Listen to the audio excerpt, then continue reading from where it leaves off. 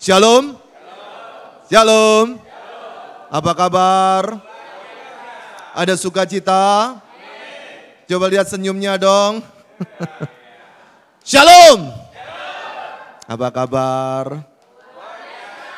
Ada sukacita? Mana mesemnya? Alkitab berkata hati gembira adalah obat yang manjur, tapi semangat yang patah mengeringkan tulang. Saya senang setiap memulai firman mengingatkan jemaat dari Amsal 17 ayat yang ke-22 yang berkata hati gembira adalah obat yang manjur, tapi semangat yang patah mengeringkan tulang. Kenapa saya suka mengingatkan terus? Karena hidup manusia selama di muka bumi ini nggak bisa enak terus. Jadi kalau hari ini sehat, jangan khawatir besok lusa bisa sakit. Tapi kalau hari ini kau sedang sakit, jangan khawatir besok lusa bisa sembuh. Jadi hidup manusia memang seperti itu. Kalau kita tidak bisa menerima kenyataan ini, bawaannya kita suka bersungut-sungut, suka marah-marah sama Tuhan, suka kita menjelekkan yang lain, suka kita mengatakan buat apa saya hidup. Tapi sesungguhnya hidup nyata memang seperti ini. Maka dari itu saudara, setiap engkau menikmati firman Tuhan, ingatlah baik-baik, itu adalah sebuah obat untuk menolong kita menghadapi kenyataan yang tidak sesuai dengan harapan kita. Makanya kalau Anda ingin tidak gampang stres, jangan terlalu banyak permintaan ke Tuhan. Kalau engkau tidak ingin banyak marah-marah, jangan terlalu banyak tuntutan. Semakin kau suka minta-minta sama Tuhan, semakin kau punya target kayak para marketing itu, hidupmu nggak damai sejahtera kok. Hidupmu nggak akan bahagia.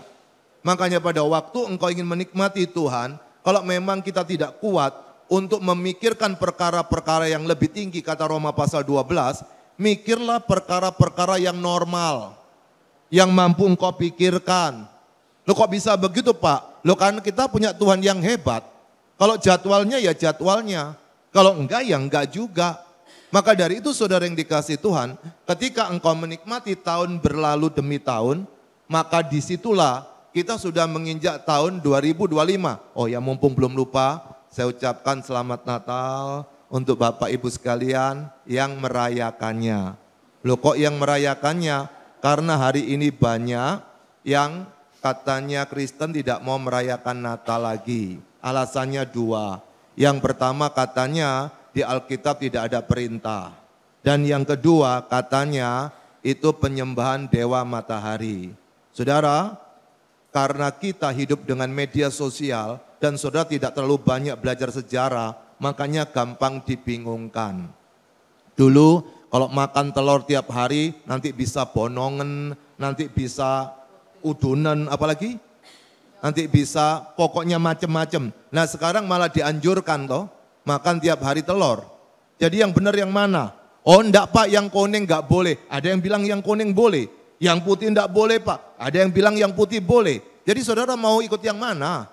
Hari ini banyak sekali pendapat-pendapat yang muncul di media sosial. Sampai engkau aja bingung mau makan apa hari ini kan.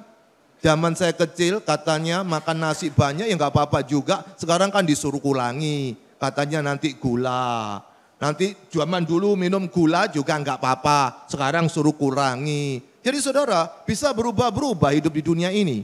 Maka dari itu kalau engkau menikmati kebenaran firman, tapi tidak ada pegangan yang bagus, kita tidak akan tahan menghadapi kenyataan hidup setiap hari.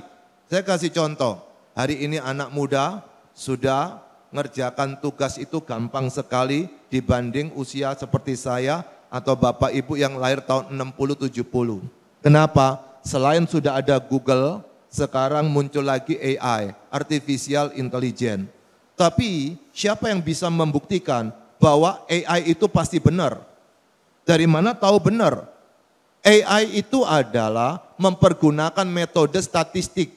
Mana yang sering muncul, itu yang akan dimunculkan. Zaman dulu, baru pertama kali muncul, coba ketik. Siapakah Yesus itu? Pasti manusia. Enggak ada yang ngomong Tuhan. Karena apa? Karena yang menulis tentang Tuhan di dalam dunia maya itu sedikit. Awal dulu saya ngetik nama saya Juanda, muncul cuma segini. Sekarang coba ketikkan panjang sekali munculnya. Itu namanya metode statistik di mana semakin banyak data yang ada di situ itu dipakai oleh mesin untuk menunjukkan kepada kita.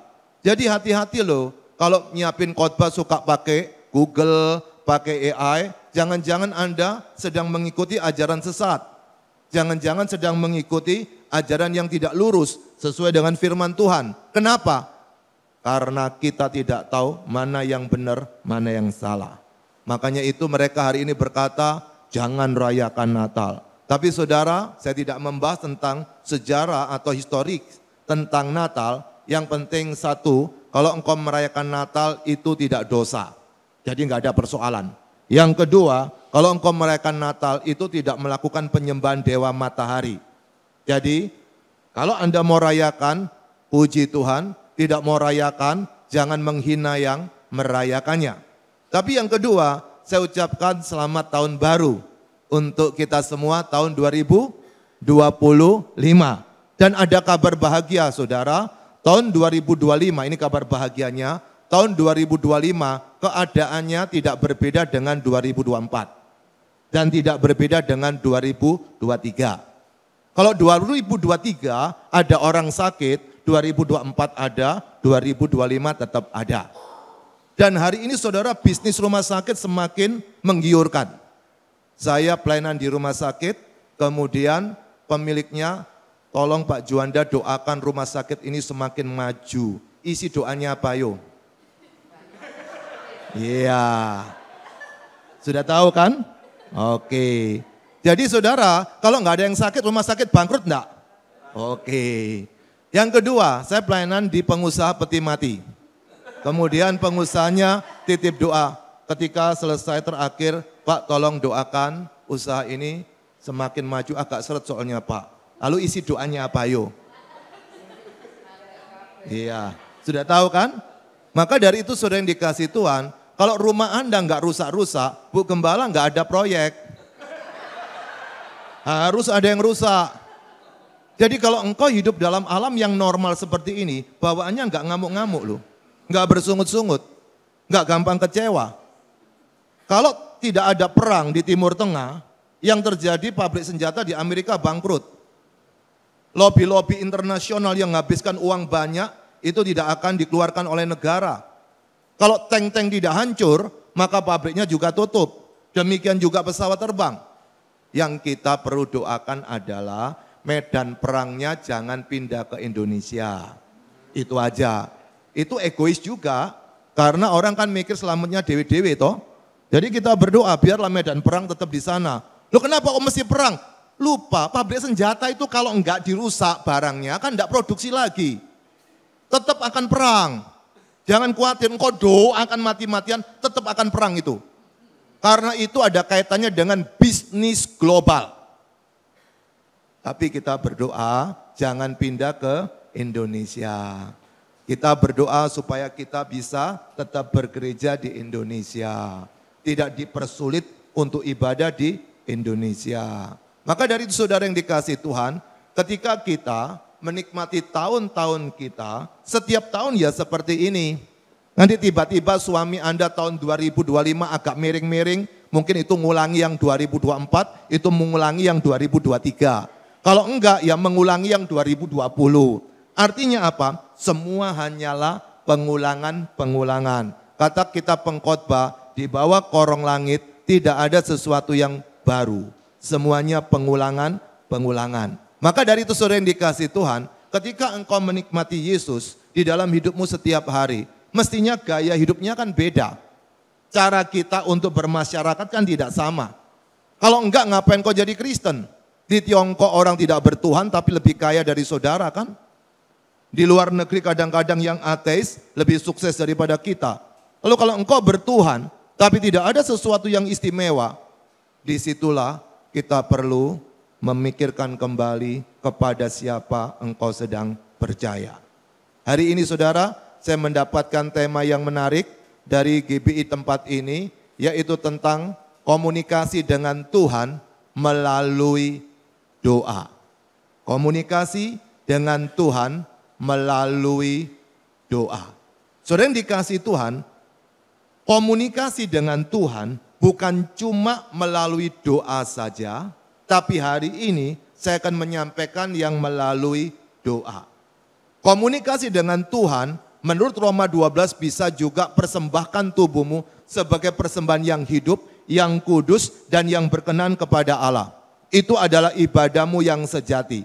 Jadi engkau bisa berkomunikasi kepada Tuhan dengan segala cara setiap hari, pada waktu di kantor, pada waktu engkau di rumah, pada waktu dimanapun juga, kita bisa berkomunikasi dengan Tuhan tanpa melalui doa yang spesial. Tetapi hari ini kita merenungkan komunikasi kepada Tuhan, tapi spesifiknya melalui doa. Pada waktu kita memikirkan tentang komunikasi, dalam teori ilmu komunikasi, kata komunikasi, kata dasarnya itu communion. Contoh kalau ada perjamuan kudus, Holy Communion, atau komunis, itu artinya apa? Satu bentuk komunikasi bisa terjadi kalau keduanya ada kesetaraan, ada kesepahaman, ada makna yang sama. Contoh, kalau saya ngomong begini, lalu Anda berkata, oh Pak Juanda marah, padahal ini satu. Berarti apa? Kita tidak sepaham. Kenapa di rumah kita seringkali bertengkar? Karena suami bilang A, dipahami oleh istri jadi B. Suami bilang B, dipahami oleh istri jadi B+. Maka terjadilah kita konflik dalam komunikasi. Ilmu yang paling menarik untuk dipelajari, untuk membuat keluargamu harmonis, sesungguhnya adalah komunikasi. Kalau komunikasinya beres, semuanya akan jadi beres. Coba tanya bapak-bapak, kapan terakhir kali bilang kepada istrinya kamu cantik sekali? Sudah enggak ada kan? Apalagi kalau sudah lama, sudah enek dia ngomong cantik seperti itu. Atau kamu baik sekali. Atau Anda berkata terima kasih deh kepada pasangan yang sudah membantu. Sudah enggak ada lagi. Apalagi dalam tradisi kita di Indonesia, ngomong terima kasih itu kayaknya haram. Sulit sekali kita ngomong terima kasih. Coba Anda ketika diberikan cup itu perjamuan, apakah ketika engkau terima engkau berkata terima kasih? Kadang-kadang enggak kan? Karena untuk mengucapkan terima kasih itu butuh latihan. Tidak bisa langsung terjadi. Itu ilmu yang sulit ngomong terima kasih, apalagi ngomong terima kasih kepada orang yang kita benci. Tetapi kita kadang-kadang jengkel sama Tuhan, tapi doanya terima kasih Tuhan, terima kasih Tuhan. Tuhan tahu, Tuhan cuma bilang gombal, ngomongnya koyok pinter-pinter roh, tapi hatimu sedang gak suka sama aku. Tuhan tahu kok. Apalagi kalau engkau sudah naik ke tempat tidur, kecapean, sudah kelonan guling sama bantal, bau ngilernya sendiri enak sekali. Lalu pada waktu sudah ngantuk luar biasa, teringat lupa doa. Pada waktu doanya kan sambil kelonan guling toh, Tuhan Yesus sorry yo aku ngantuk Sama Tuhan Yesus aja ngeremehkan kayak gitu loh. Apalagi sama suami, apalagi sama istri, apalagi sama teman-teman. Nggak bisa kita melakukan lebih lagi, kalau latihannya sama yang nggak kelihatan, tidak engkau latih setiap hari. Maka jangan kaget, kenapa ada orang hidupnya kurang sopan, karena sama Tuhan pun dia nggak sopan kok. Kenapa ada orang begitu jahat, sama Tuhan pun dia jahat. Pada waktu sama sana nggak beres, dia susah beres dengan orang lain. Yesus pernah berkata seperti ini, kasihilah Tuhan Allahmu dengan segenap hatimu, dengan segenap jiwamu, dengan segenap akal budimu, dengan segenap kekuatanmu. Itu adalah hukum yang pertama dan terutama kan. Jadi yang pertama sudah ketahuan toh. Kemudian Yesus berkata begini, kasihilah sesamamu manusia seperti dirimu sendiri. Yang kedua yang mana? Yang pertama kan kasihilah Tuhan Allahmu dengan 4 segenap tadi. Kemudian Yesus berkata, kasih sesamamu manusia seperti dirimu sendiri. Yang pertama mengasihi siapa? Yang kedua? Yang ketiga? Yang pertama Tuhan, yang kedua? Sesama. Yang ketiga? Oke, coba perhatikan ya. Yang pertama sudah selesai, yaitu kepada Tuhan. Sekarang yang kedua dan ketiga, coba perhatikan kalimatnya seperti ini. Kasihilah sesamamu manusia. Gimana sih caranya? Seperti dirimu sendiri. Jadi yang kedua yang mana? Jadi kalau orang tidak bisa ngasih diri sendiri, pasti nggak bisa ngasih sesamanya. Kalau orang itu jahat sama diri sendiri, sama orang lain pasti jahat. Kalau sama dirinya sendiri, dia perhitungan luar biasa, apalagi sama orang, dia pasti perhitungan. Kalau Anda adalah orang yang pelitnya luar biasa, sama orang lain pasti pelit. Itu tidak bisa ditutup-tutupi. Jadi kalau engkau beres dengan Tuhan, mestinya beres dengan hidupmu, baru bisa beres sama suamimu, bisa beres sama istrimu, bisa beres sama anakmu, bisa beres sama pegawaimu, bisa beres sama driver atau supirmu. Tapi kalau engkau tidak beres sama diri sendiri, maka coba cari tahu, jangan-jangan engkau enggak beres sama Tuhan. Kalau orang enggak beres sama Tuhan, bawaannya gampang khawatir, gampang takut, gampang cemas, suka marah, suka balas dendam, terserah, silakan perpanjang sendiri, Anda yang mana. Nah sekarang kita akan merenungkan tentang komunikasi dengan Tuhan melalui doa. Ada banyak orang bicara tentang doa. Katanya doa nafas kehidupan.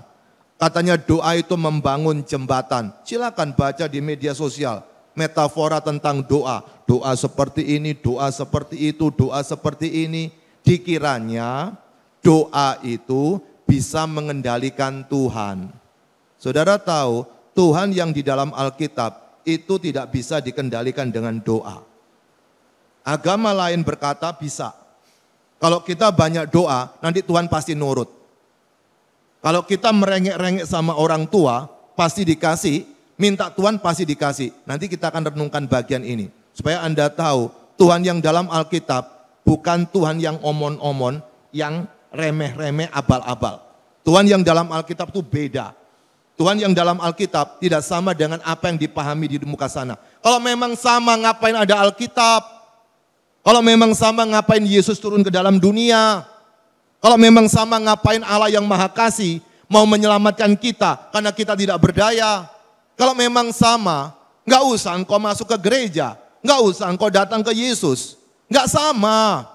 Tetapi ingat, pada waktu kita ingin tahu apa perbedaannya, kita perlu lihat ke dalam Alkitab. Mari buka Alkitab kita saudara, yaitu dari Injil Matius, pasal yang ke-6, kita akan baca sama-sama, mulai ayat yang ke-5 sampai ayat yang ke-8.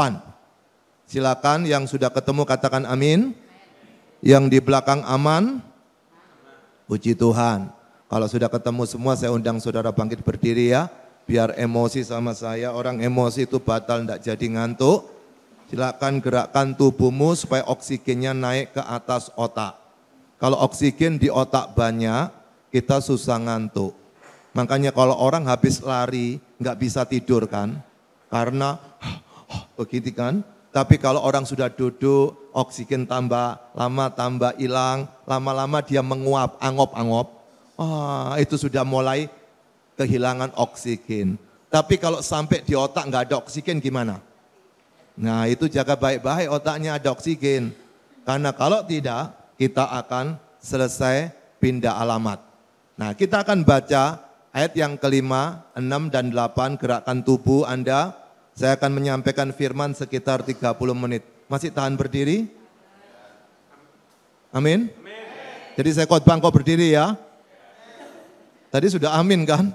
Wah saudara ini terbiasa ngomong amin tapi tanpa mikir ya. Makanya seringkali kita tidak bisa nikmati firman, ada pengkhotbah, amin, pikiran amin ini benar enggak? Contoh ada bapak-bapak, buah kandunganmu akan diberkati. Masa bapak-bapak bilang, amin. Lah hubungannya apa sama perutnya dia? Enggak ada hubungannya kan? Maka dari itu kalau ngomong amin, belajar mikir. Bukan cuma mikir kejelekan orang, lebih baik mikir juga apa yang kau dengar supaya kita tidak salah mengatakannya. Sekarang kita baca sama-sama ayat yang ke-5 sampai yang ke-8. 2, 3. Dan apabila kamu berdoa, janganlah berdoa seperti orang munafik. Mereka suka mengucapkan doanya dengan berdiri dalam rumah-rumah ibadat dan pada tikungan-tikungan jalan raya, supaya mereka dilihat orang. Aku berkata kepadamu, sesungguhnya mereka sudah mendapat upahnya. 6.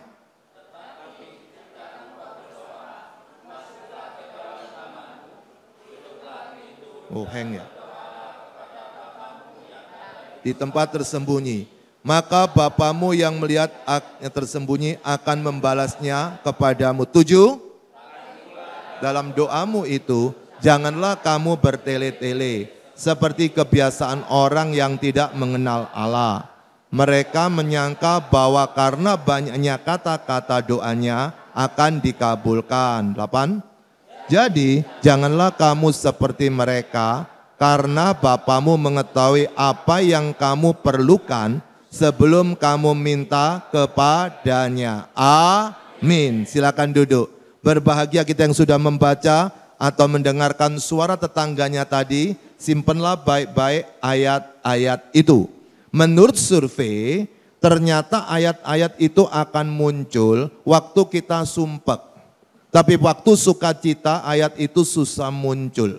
Pada waktu engkau seorang diri dan meratapi nasib, biasanya ayat firman Tuhan bisa muncul. Tapi pada waktu engkau sedang shopping di mall yang mewah, susah muncul ayat firman Tuhan. Pada waktu engkau sedang menghadapi duka cita, ayat firman Tuhan bisa muncul. Tapi pada waktu engkau sedang berpesta pora, ayat firman Tuhan susah bisa muncul.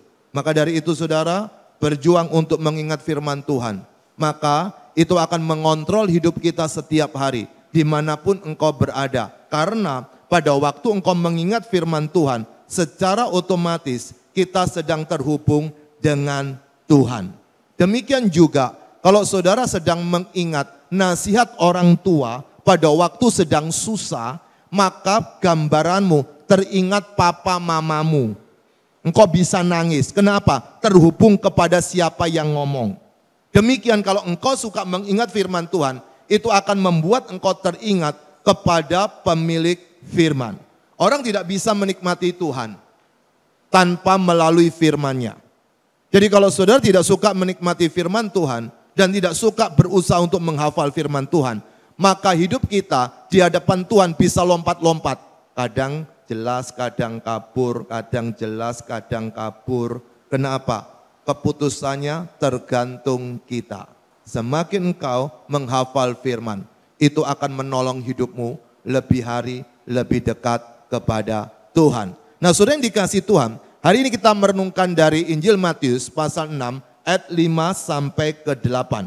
Matius 5, Matius pasal 6, Matius pasal 7, ini ada 3 pasal, 5, 6, 7, itu adalah pengajaran Yesus kepada para muridnya untuk menjelaskan perbedaan tentang kehadiran Yesus di muka bumi ini dengan apa yang diajarkan oleh para imam-imam, orang Farisi dan orang ahli Taurat. Yesus sedang mengajarkan sesuatu yang tidak sama seperti yang mereka terima lebih dulu. Makanya kalau nanti engkau pulang, baca Matius pasal 5, Matius pasal 6, dan Matius pasal 7, ada 3 pasal, itu khotbah di bukit, maka di situ engkau akan melihat apa yang sedang ingin Tuhan kita kerjakan, maka pada waktu yang bersamaan, pada waktu Yesus turun ke dalam dunia, di situ dia berkata, datanglah kerajaanmu. Tetapi orang Israel tidak bisa mengerti apa artinya datanglah kerajaanmu. Yang dipikir oleh orang Israel adalah datanglah kerajaan, maka dia memiliki raja yang baru. Karena dulu ada Saul, ada Daud, ada Salomo, ada banyak raja-raja, akhirnya mereka terpecah belah. Lalu mereka berharap suatu hari ada raja baru.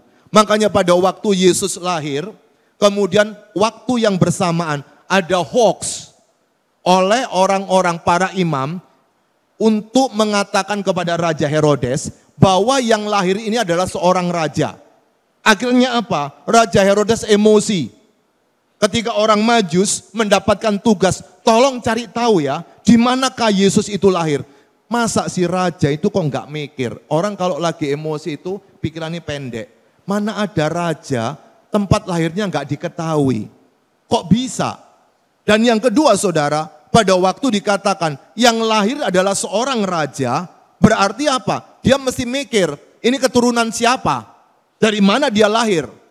Tapi karena Herodes sedang syok, ketakutan luar biasa, dia bikin fatwa, dia bikin aturan bahwa setiap bayi yang usianya 2 tahun ke bawah harus dibunuh. Jadi Anda tahu pada waktu peristiwa Natal itu terjadi genosida, terjadi pembunuhan massal bayi-bayi 2 tahun ke bawah. Jadi kalau contoh ini di Tumapel, tiba-tiba ada seorang anak, ibu sama anak di Mojokerto. Anggap itu daerah kekuasaan tentara Romawi. Sampailah si tentara itu ke Mojokerto. Kemudian lihat seorang bayi yang lucu mungil. Lalu ibunya ditanya, ini usia berapa tahun? Aduh seneng aku punya anak. Setelah sekian tahun aku enggak punya anak, sekarang aku punya anak. Iya anaknya usia berapa tahun? Sekarang menginjak 16 bulan. Sini langsung dibunuh. Anda bayangkan terjadi huru hara besar. Waktu Yesus hadir di muka bumi. Tapi pada waktu Yesus sedang bertumbuh, kemudian musuhnya tetap banyak. Dan sampai hari ini saudara coba bayangkan di luar sana. Mereka itu kan gak kenal Yesus. Kenapa kok benci sama Yesus? Saudara memang punya musuh sama orang di sana. Kenapa kita beribadah kepada Yesus, mereka marah-marah sama kita juga. Kenapa kita tidak boleh bergereja? Lalu siapakah Yesus itu? Sampai ditakuti di alam roh, ditakuti di alam nyata, ditakuti oleh para pemimpin-pemimpin dunia. Siapakah Yesus itu? Maka pada waktu Yesus ada di muka bumi, dia memberikan pengajaran khotbah di bukit, Matius pasal 5, pasal 6, dan pasal yang ke-7, tentang apa yang disukai oleh Tuhan untuk bisa kita lakukan. Dan salah satunya adalah kita merenungkan dari Matius pasal yang ke-6. Ayat yang ke-5, 6, 7, 8, nanti 9 dan seterusnya adalah doa Bapa kami. Sekarang kita lihat ada 3 hal yang menarik untuk menjawab tema kita pada saat ini. Yaitu komunikasi dengan Tuhan melalui doa. Gimana sih supaya kita ini bisa menikmati komunikasi dengan Tuhan melalui doa kita? Ada 3 T. T pertama, tulus. Perhatikan ayat yang ke-5. Dalam ayat yang ke-5 itu dikatakan sebagai berikut. Dan apabila kamu berdoa, janganlah berdoa seperti orang apa? Munafik, hipokrit. Mereka suka mengucapkan doanya dengan berdiri dalam rumah-rumah ibadat pada waktu itu sinagoge dan pada tikungan-tikungan jalan raya. Supaya apa? Supaya mereka dilihat orang. Aku berkata kepadamu, sesungguhnya mereka sudah mendapat upahnya. Yang pertama, gimana supaya kita bisa menikmati komunikasi doa dengan Tuhan? Belajar tulus, jangan bulus. Kita akan capek kalau doa dengan tidak tulus. Karena apa? Karena Tuhan tahu isi hati kita munafik atau tidak. Maka dikatakan, dan apabila kamu berdoa, perhatikan, dan apabila kamu berdoa, jikalau kita ini berdoa, maka perhatikan, janganlah berdoa seperti orang-orang munafik. Maka pada waktu engkau mau berdoa, pikirkan baik-baik, engkau sedang mau berbicara dengan siapa. Yang kedua, pikirkan baik-baik, bagaimana menyampaikan isi doamu dengan hormat kepada Tuhan. Pikirkan baik-baik yang ketiga, apa materinya yang ingin kau ucapkan kepada Tuhan. Dan apabila kamu berdoa, janganlah berdoa seperti orang munafik. Siapa di sini Bapak Ibu yang pernah bertengkar sama istri sama suaminya? Pernah? Sering? Oke. Pada waktu saudara bertengkar dengan pasangan yang kau cintai itu, kemudian mau makan. Waktu makan doa enggak? Saudara kalau makan doa enggak? Doa. Pada waktu lagi bertengkar belum selesai, lalu Anda berdoa. berdoanya dengan sukacita atau cuma syarat makan tok? Syarat makan tok kan? Jadi kalau enggak doa enggak apa-apa kan? Tapi maksa doa kan? Karena kalau enggak doa takut kualat. Kalau enggak doa takut apes. Kalau enggak doa takut kita terjadi malapetaka. Makanya berapa banyak orang berdoa sesungguhnya munafik. Dia sesungguhnya tidak siap untuk ketemu Tuhan. Tetapi karena kalau tidak dilakukan, dia tidak bisa menikmati damai sejahtera, maka dia lakukan. Tapi ingat, engkau tidak pernah berkomunikasi dengan Tuhan. Cuma memuaskan hasratmu ngomong sama Tuhan. Orang seperti ini saudara, hidupnya tidak pernah bisa tenang, tidak bisa damai sejahtera, tidak bisa bersuka cita. Karena dia menganggap Tuhan itu adalah seperti tong sampah. Apa yang enggak enak dibuang ke sana. Apa yang tidak menarik dibuang ke sana. Apa yang tidak dia sukai dibuang ke sana. Lalu ketika dia berdoa dengan harapan tidak terjadi malah bencana untuk hidupnya. Saudara, banyak kali kita mengalami diri kita berdoa kepada Tuhan, kita lupa bahwasannya Tuhan itu mengasihi kita lebih daripada yang kita pernah bayangkan. Pada waktu kita masih berdosa, Allah itu mau turun ke dalam dunia, menjadi manusia Yesus, dan kemudian dia mati di atas kayu salib untuk berjumpa dengan kita. Sesungguhnya Allah sedang membangun komunikasi dengan kita. Tetapi kita kadang-kadang cuek, karena sebagai orang berdosa, tidak suka dengan yang kudus. Tapi dia yang mendahului ingin mengajak kita lebih dekat kepadanya. Saya kasih contoh. Saudara yang dikasih Tuhan, pernah tahu Adam dan Hawa? Adam dan Hawa itu suatu hari dia jatuh dalam dosa. Karena apa? Karena apa? Karena melanggar. Apa yang dilanggar? Larangan jangan makan buah. Kita kan juga mengajar anak-anak makan buah. Apakah dosa? Enggak kan? Kita mengajar anak bukan berdosa ketika makan buah. Tetapi Adam dan Hawa, dia menjadi berdosa karena ada larangan jangan makan buah pengetahuan baik dan jahat. Lalu ketika dia makan, dia mati. Mati itu terpisah dari Allah. Ada 3 jenis mati. Mati pertama terpisah dari Allah, mati kedua masuk kuburan, dan mati ketiga mati kekal masuk ke neraka. Tapi kalau engkau memiliki Yesus, matinya hanya masuk kuburan saja. Setelah itu hidup kekal bersama dengan Yesus. Kembali lagi, pada waktu Adam dan Hawa jatuh dalam dosa, lalu Tuhan Allah kan datang kepadanya. Tuhan Allah yang memulai dengan komunikasi, dia bertanya, "Hai Adam, di manakah engkau?" Si Adamnya lagi sembunyi, ketakutan dia. Pada waktu ditanya, "Ngapain kamu kok sembunyi?" "Aku takut. Aku dengar langkahmu, aku telanjang." Loh, berarti dulu telanjang gak ada masalah. Tapi setelah dia bikin dosa, telanjang jadi persoalan. Tapi perhatikan baik-baik. Adam dan Hawa pada waktu itu sedang ada masalah. Tetapi Tuhan Allah yang memulai komunikasi untuk menyapa mereka. Bapak Ibu, tadi masih ingat toh siapa yang suka bertengkar suami istri? Ada di sini? Tidak pernah bertengkar saudara. Pada waktu bertengkar, siapa yang pertama kali ngajak ngomong? Istri, bukan satpam, bukan mertua, bukan Pak RT, anak, istri. Oke, siapa lagi yang lainnya? Pada waktu engkau bertengkar sama suami, sama istri, yang pertama kali ngajak ngomong siapa? Tidak ada suami-suami, jahat semua suami sini. Saudara, kata wong Surabaya, siapa yang pertama kali ngajak ngomong? Sing waras, ngalah. Tuhan Allah itu waras, makanya ketika Adam dan Hawa yang bersalah, Tuhan Allah yang nyapa lebih dulu. Orang waras suka berkomunikasi. Orang gak waras suka musuhan. Jadi kalau engkau sekarang sedang dimusuhi sama seseorang, belajarlah menyapa dia meskipun dia tidak suka. Karena apa? Itu engkau sedang meniru karakter daripada Tuhan Yesus kita. Dia ingin menyapa orang-orang berdosa. Dia ingin menyapa orang-orang yang jauh dari hadapannya.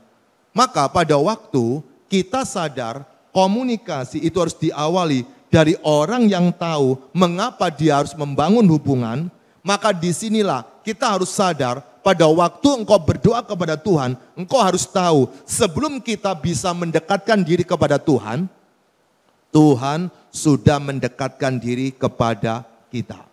Sebelum engkau ingin berkomunikasi kepada Tuhan, sesungguhnya sebelumnya Tuhan yang sudah berkomunikasi kepada kita. Jadi saudara tahu, pada waktu kita mempelajari Alkitab, apa yang ingin disampaikan adalah ingin mengingatkan, ingin menegaskan, apapun persoalan kita, Tuhan Allah tidak pernah meninggalkan kita. Dia ingin sekali mengajak kita berkomunikasi, tetapi ternyata kita lebih sibuk dengan uang kita. Kita lebih sibuk dengan penyakit kita. Kita lebih sibuk dengan pekerjaan kita. Kita lebih sibuk dengan cucu kita. Kita lebih sibuk dengan keluarga kita. Makanya jangan kaget kalau saudara pernah mencintai apa yang ada di dunia ini lebih daripada Tuhan menjadi berhala kita. Suatu hari diambil Tuhan, nangisnya itu susah untuk dihentikan. Kenapa? Karena dia berpikir segala-galanya dia harus memiliki dia. Saya mau tanya tempat ini siapa yang lahir bawa uang?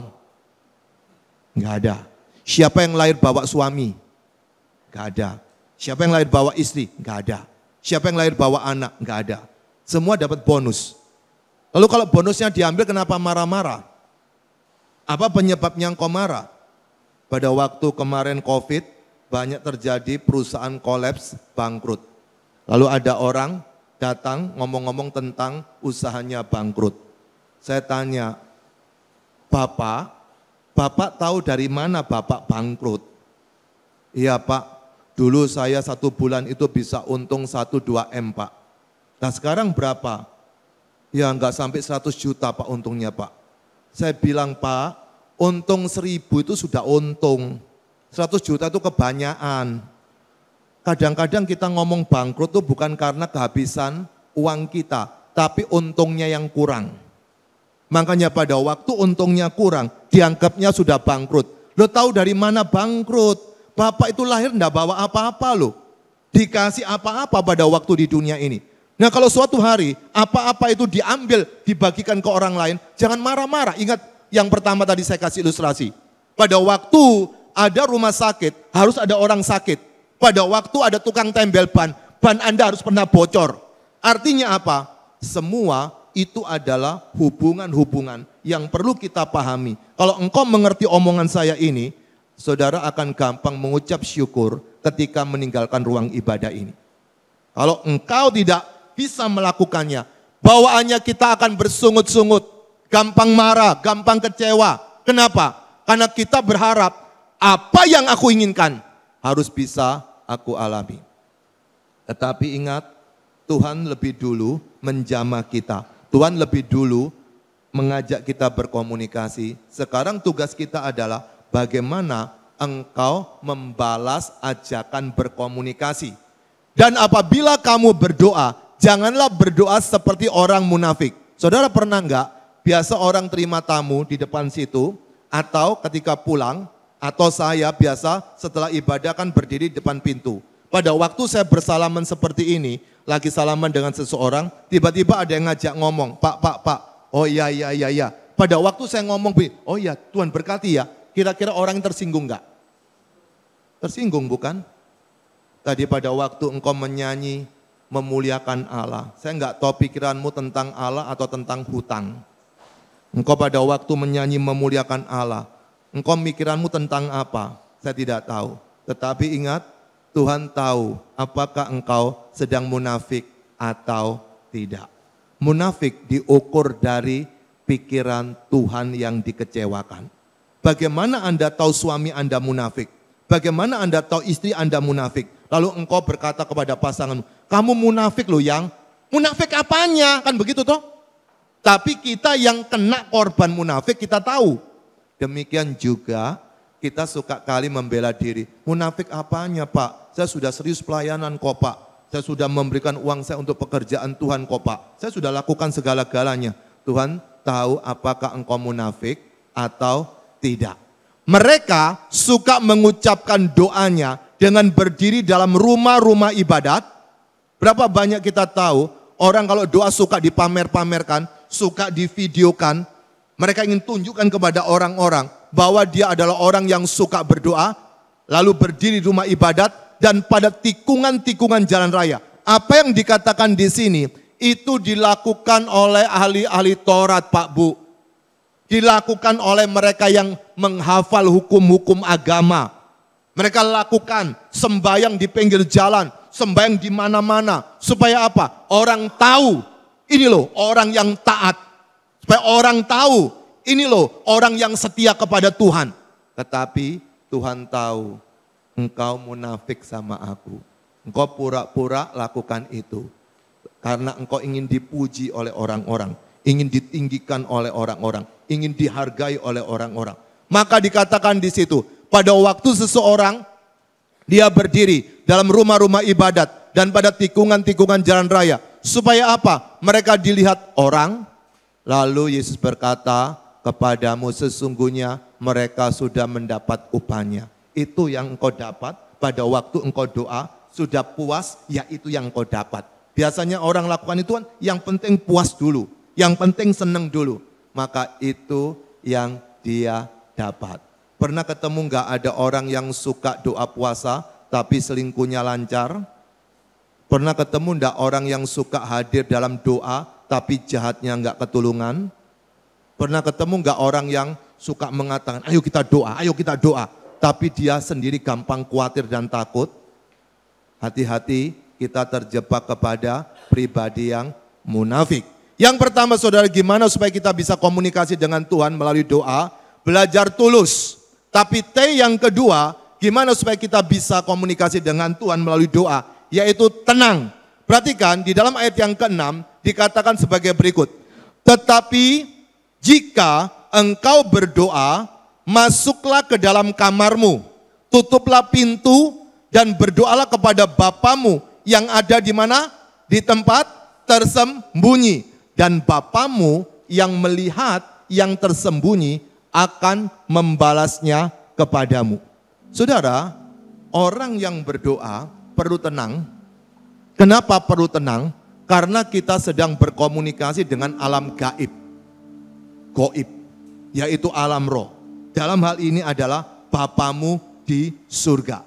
Nah, pada waktu engkau berkomunikasi dengan Bapamu di surga, jangan berpikir Bapa kita ada di tempat yang jauh atau di kecamatan lain. Tapi di dalam teks ini dikatakan Bapa itu tersembunyi dan melihat apa yang kita lakukan. Berarti apa?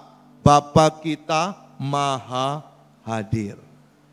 Dimanapun dia pasti ada. Engkau naik mobil ketakutan, dia ada di situ. Engkau lagi selingkuh, dia juga ada di situ. Engkau lagi jalan-jalan ke luar negeri, dia ada di situ. Engkau lagi nonton film porno, dia juga ada di situ. Engkau lagi merancangkan kejahatan, dia ada di situ. Engkau lagi berbuat baik, dia ada di situ. Engkau sedang mengganggu istri orang, suami orang, dia ada di situ. Tidak ada satu tempat pun dia tidak ada. Kita tidak bisa menghindar daripada Bapa kita. Dikatakan di situ, tapi jika engkau berdoa, masuklah ke dalam kamarmu. Tujuannya apa? Engkau tenang. Supaya engkau sadar, Bapamu ada di situ. Engkau sedang berhadapan dengan Bapa. Saudara coba perhatikan kalau engkau diundang oleh gubernur. Coba engkau diundang oleh presiden. Engkau akan membawa dirimu baik-baik. Supaya tenang, tidak gemetar. Engkau ingin sekali menikmati persekutuan dengan presiden atau gubernur. Kenapa kita tidak ingin menikmati persekutuan dengan Bapamu di surga? Tapi jika engkau berdoa, masuklah ke dalam kamarmu, tutuplah pintu, dan berdoalah kepada Bapamu yang ada di tempat tersembunyi. Maka Bapamu yang melihat yang tersembunyi akan membalasnya kepadamu. Dia melihat apa yang engkau lakukan. Kalau orang di sana biasa berkata begini, Pak, kalau ada orang selingkuh, dia pasti orang yang jauh dari Tuhan. Tuhan pasti tidak mau. Itu bukan ajaran Alkitab. Dimanapun orang berdosa, Tuhan ada di situ. Kalau enggak ada Tuhan di situ, siapa yang menegur hatinya? Siapa yang menegur hati nuraninya? Siapa yang meluruskannya? Maka Tuhan bekerja dalam hidup kita tiap hari. Saya tidak tahu hari ini engkau mengalami kegelisahan, ketakutan tentang apa. Kalau engkau tahu hidupmu sudah kudus, engkau sudah menikmati Yesus dalam hidupmu setiap hari, maka engkau bisa memanggil Tuhan dengan Bapa. Sesungguhnya tidak semua pendeta boleh manggil Tuhan dengan Bapa. Kalau dia belum ada persekutuan melalui darah Yesus. Kalau orang sudah menerima Yesus sebagai Tuhan dan Juru Selamatnya secara pribadi, baru dia punya hak eksklusif memanggil Tuhan dengan Bapa. Pada waktu engkau memanggil Tuhan dengan Bapa, disitulah akan dibangun komunikasi yang intim. Pada waktu engkau bisa manggil Tuhan dengan Bapa, engkau bisa bermesraan dengan Bapa. Tapi kadang-kadang kita nggak suka dengan Bapa ini. Buktinya apa? Siapa di sini yang hobinya suka titip doa? Lo mau doa aja pakai makelar kan? Mau doa aja pakai calo. Pak, tolong doakan saya. Lo didoakan nggak ada masalah. Yang doakan di Surabaya ini banyak sekali. Doakan saya. Tapi saya tidak menitipkan doa saya ke dia. Kenapa? Karena saya punya Bapa. Saya ngomong sendiri dengan Bapa. Siapa di sini yang pernah dimusuhin sama anaknya? Disiwak sama anaknya? Anaknya jengkel. Anda sebagai orang tua masih cinta kan? Kamu kenapa sih nak kok gitu nak? Kita suka ngajak ngomong. Kamu ada apa sih? Anaknya nggak mau. Yang membuat jarak bukan kita orang tua, tapi anak. Anak saya nomor 1 dulu sekali pernah marah sama saya, sampai dia nggak mau ngomong. Tapi kalau mau berangkat waktu kuliah, dia pakai adiknya minta uang bensin kepada saya. Masa minta uang muter dulu begini ke sini, lalu kalau saya kasih, dia bilang kasihkan ke dia. Wah itu marahnya luar biasa. Kan bisa aja dia langsung komunikasi dengan Bapa di surga. Tapi dia tidak mau melakukan seperti itu. Maka hari ini saudara, datanglah kepada Bapamu dengan tenang. Karena di situ engkau akan bisa menikmati hadiran Tuhan setiap hari. Tapi T yang terakhir, T yang pertama tadi apa? Tulus. T yang kedua, tenang. Dan T yang terakhir adalah tekun. Berapa banyak dari kita sudah tulus? Berapa banyak dari kita ini sudah tenang? Tapi tidak pernah tekun. Perhatikan di dalam ayat yang ke-6 dan ke-7 dikatakan sebagai berikut. Tetapi jika engkau berdoa, masuklah ke dalam kamar yang 7 dan 8 ayat yang ke-7. Lagi pula dalam doamu itu, janganlah kamu bertele-tele seperti kebiasaan orang yang tidak mengenal Allah. Mereka menyangka bahwa karena banyaknya kata-kata, doanya akan dikabulkan. 8. Jadi janganlah kamu seperti mereka, karena Bapamu mengetahui apa yang kamu perlukan sebelum kamu minta. Kalau tadi kita belajar Allah Maha Hadir, omnipresence, sekarang Allah Maha Tahu, omniscience. Sekarang saya mau tanya, Allah Maha Tahu persoalan kita? Halo? Yakin? Semuanya dia tahu? Ada yang nggak tahu? Lu ngapain kok doa-doa minta-minta? Kan udah tahu semua kan? Ngapain kita doa? Apa tujuannya doa? Perhatikan ayat ini. Jadi janganlah kamu seperti mereka, karena Bapamu mengetahui apa yang kamu perlukan sebelum kamu minta kepadanya. Dia Maha Tahu bukan? Dia tahu segala-galanya. Lalu ngapain kita berdoa? Buat apa kita berdoa? Tolong mundur sedikit ayat yang ke-7. Apalagi di ayat yang ke-7 itu dikatakan sebagai berikut. Lagi pula dalam doamu itu, janganlah kamu bertele-tele. Ingat ya, bertele-tele sama tekun itu beda. Kalau bertele-tele seperti ini. Saudara, kalau orang tua pada waktu nyangoni anak makanan, kita berkata begini, mamanya biasa ngomong gini, nak jangan lupa dimakan ya, nak jangan lupa dimakan. Iya ma, jangan lupa dimakan ya. Iya ma, jangan lupa dimakan ya. Iya ma, diantar sampai sekolahan, jangan lupa dimakan. Itu bertele-tele. Anak itu emosi luar biasa, dipikir aku ini tuli apa, Dipikir aku enggak ngerti apa. Sudah bilang iya sekali cukup iya. Kadang-kadang kita bertele-tele sama Tuhan loh. Bedakan dengan tekun. Kalau bertele-tele seperti ini, Tuhan pulihkan suamiku, Tuhan pulihkan. Ngomong sekali apa gak ngerti dia. Apakah Tuhan kita kopoen? Sehingga perlu ke THT. Dia tahu. Tapi kalau tekun itu artinya, hari ini engkau berdoa, Tuhan tolong pulihkan usaha suamiku. Nanti engkau berdoa lagi setengah jam. Tuhan engkau pulihkan suamiku. Ngomong sekali dia ngerti. Kenapa? Karena dia maha tahu. Apalagi ada orang yang suka berdoanya, dipikir kalau kata-katanya banyak, panjang lebar, gedabrus begitu, kiranya Tuhan langsung keok dan tunduk kepada kita. Itu bukan Tuhan yang ada di dalam Alkitab. Tapi pertanyaannya, mengapa kalau Allah sudah maha tahu, kita wajib berdoa? Tolong 1 Tesalonika 5 ayat yang ke-17. 1 Tesalonika 5 ayat yang ke-17. Apa jawabnya? Mengapa kita berdoa? Jawabnya apa? Tetaplah berdoa. Ini perintah. Jadi kalau Tuhan kasih perintah, kita tidak lakukan, kita melanggar perintah.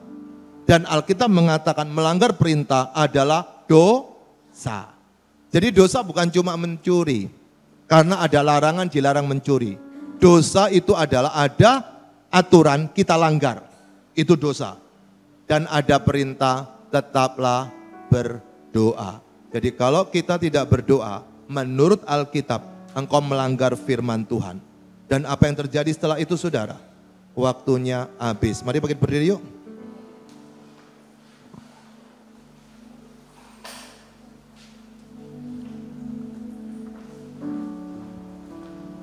Hari ini kita merenungkan 3T. T pertama tadi apa? Tulus. T kedua? Tenang. T ketiga? Bawalah pulang untuk menolong hidupmu. Amin. Bacalah kembali teks tersebut. Kiranya menolong kita. Tidak gampang khawatir. Kalau engkau dengarkan khotbah ini masih khawatir, masih gampang takut, masih gampang ngeri, berarti engkau tidak bisa menikmati Tuhan. Saya butuh bertahun-tahun untuk bisa menjadi pelaku firman. Saya punya anak dulu kecil, jatuh dari lantai 2, ke bawah kepalanya dulu di sebuah gereja. Doa saya cuma satu, kalau dia cacat ambil pulang Tuhan. Kan milik Tuhan itu. Bukan milik saya. Waktu kecil kan sudah ada penyerahan anak. Ambil pulang. Hidup itu sesungguhnya simpel. Tetapi kita merasa memiliki, engkau akan susah menanggung bebanmu tiap hari. Silakan tunduk kepalamu sejenak hari ini. Katakan kepada Tuhan berkat apa yang kau terima dari firman hari ini.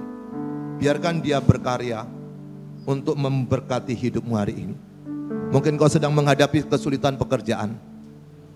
Mungkin omsetmu turun. Atau ada yang di PHK. Saya tidak tahu. Ingat 3T.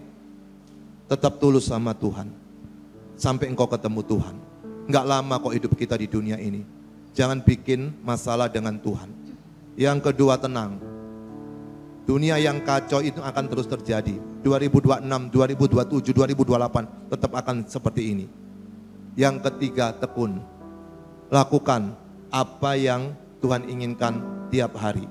Supaya engkau bisa menikmati Tuhan dalam hidupmu tiap hari.